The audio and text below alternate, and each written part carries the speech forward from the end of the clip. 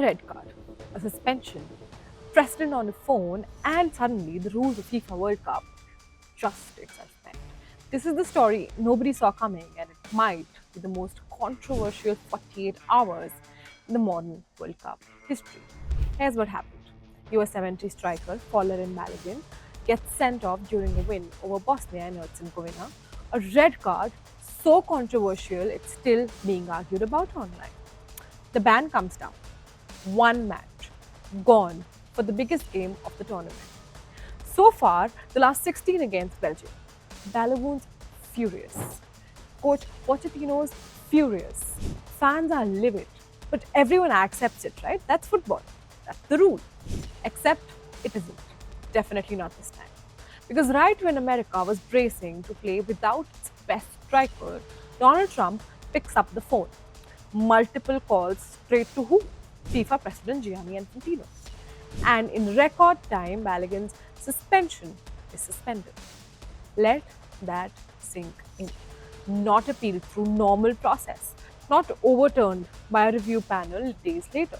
Suspended mid-tournament after a sitting US president got personally involved. This has happened exactly once before in the World Cup history.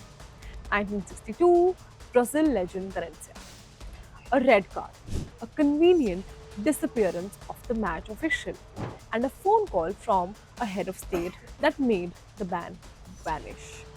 Cut to 60 plus years later, it is happening again. Same script, different precedent. Belgium is not laughing. Head coach Rudi Garcia says he did not realize April Fool's Day landed in July this year. Belgium's federation reviewing legal options right now. And it's not just Belgium. Norway's head coach, fresh off a shock win over Brazil, called it flat out bad for the sport. Repeatedly on record. FIFA's official response? They pointed to a bylaw. That's it. No real explanation for why a mid-tournament reversal, unprecedented in over 6 decades, just happened to fall in America's favor. Now here's the uncomfortable truth. The US did not need this. They were already being tipped to beat Belgium.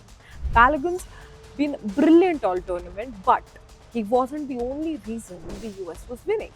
Now, win or lose, today there's an asterisk hanging over this run.